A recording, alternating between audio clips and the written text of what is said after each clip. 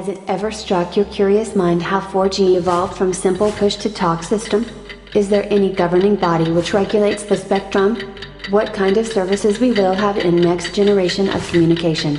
So friends, let's start the journey of wireless communication. Mobile radio telephones were introduced for military communications in the early 20th century. Car-based telephones was first tested in St. Louis in 1946. This system used a single large transmitter on top of a high-rise building.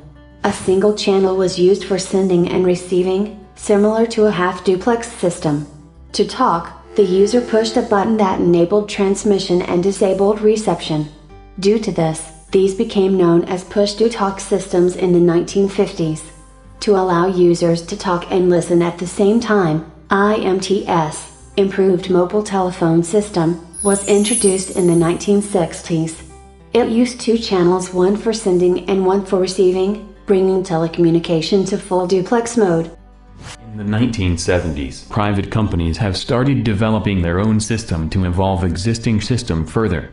Those private systems are Analog Mobile Phone System, used in America; Total Access Communication System and Nordic Mobile Telephone, used in parts of Europe; and Japanese Total Access Communication System, used in Japan and Hong Kong. Independently developed systems are called as first-generation communication. It was introduced in 1982 by Bell Labs and popularly known as Advanced Mobile Phone System, AMPS. The key idea here was to divide geographical areas into cells, and each cell was served by a base station so that frequency reuse can be implemented.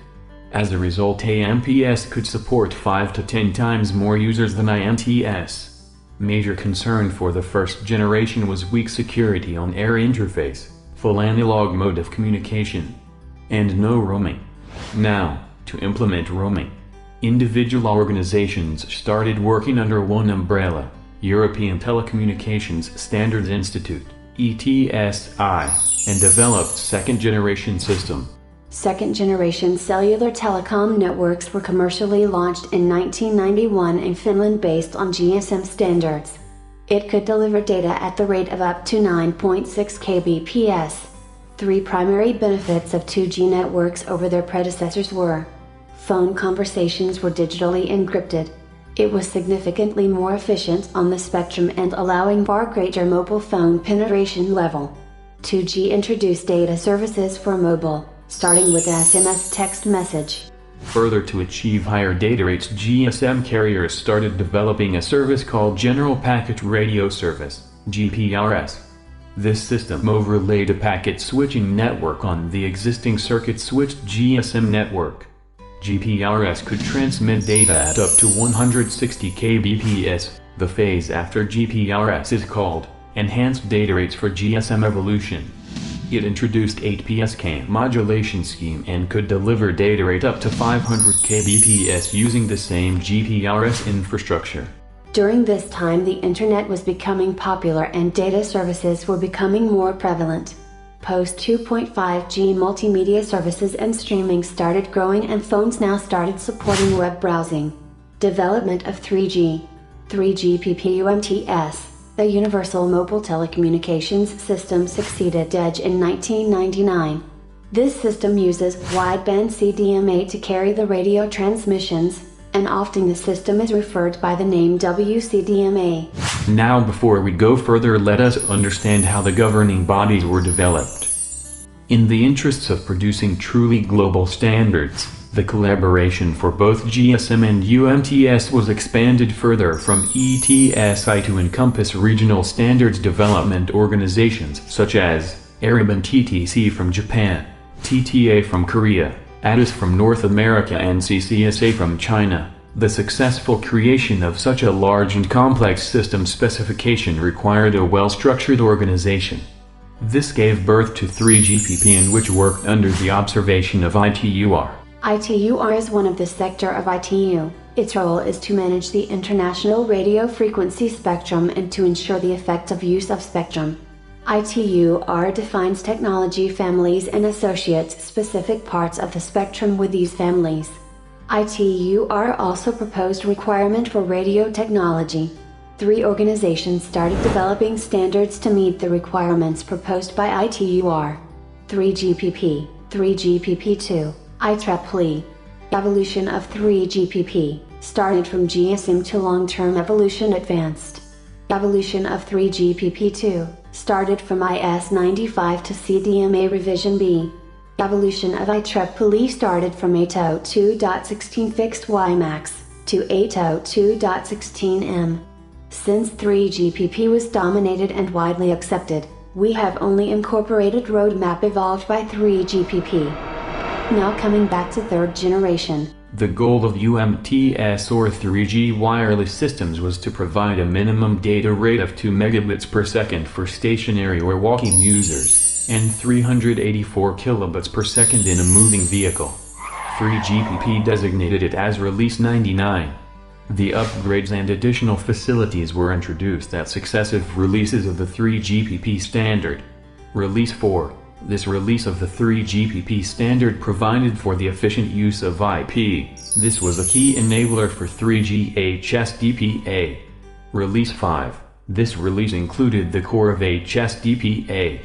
It provided reduced delays for downlink packet and provided a data rate of 14 Mbps. Release 6. This included the core of HSUPA. With a reduction in uplink delay, it enhanced uplink data rate of 5.74 Mbps. This release also included MBMS for broadcasting services. Release 7. This release of the 3GPP standard included downlink MIMO operation as well as support for higher order modulation of up to 64 COM. Either MIMO or 64 COM could be used at a time. Evolved HSPA Plus provides data rates up to 28 megabits per second in the downlink, and 11 megabits per second in the uplink.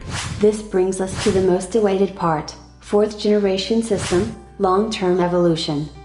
Initial goal of telecommunication was mobility and global connectivity, but as the technology evolved, the services started expanding. Now services were not restricted to voice and SMS only.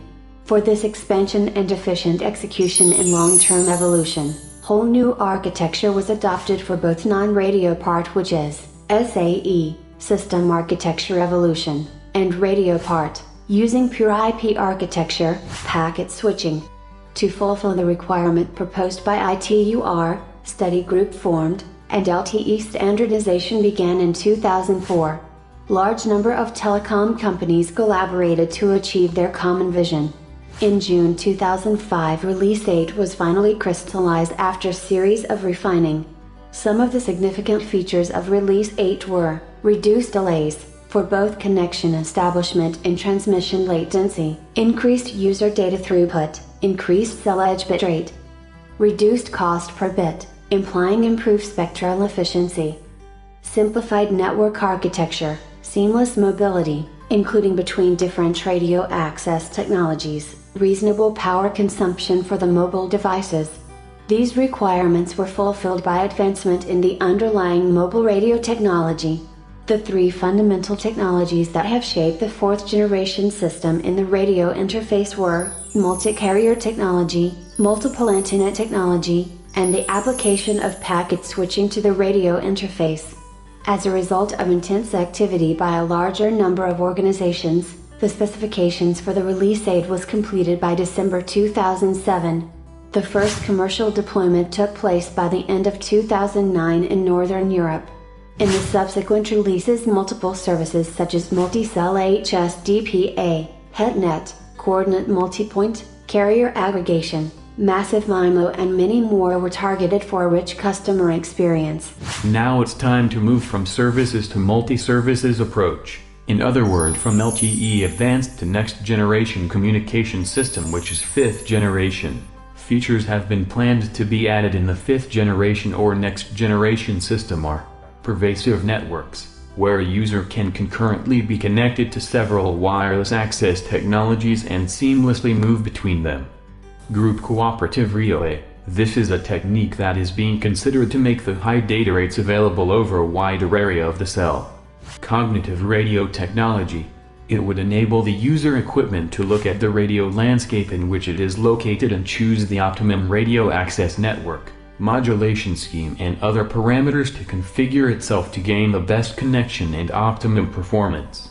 Smart antennas. Another major element of any 5G cellular system will be that of smart antennas. Using these, it will be possible to alter the beam direction to enable more direct communications and limit interference, also increase overall cell capacity. So friends, here we have covered history of wireless communication, starting from single channel based push to talk system to multiple services based purely advanced digital communication system. In the future videos we will start exploring fundamental of advanced communication, which will help us to understand next generation system better. Don't forget to subscribe to our channel, like our videos and comments your views or suggestions. Thanks for watching.